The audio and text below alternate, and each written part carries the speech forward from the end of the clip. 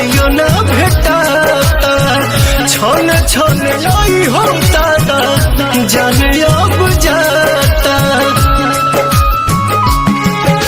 मोहब्बत बेचाता है बाजार में केहू पिए ला जहरिया के करो प्यार में।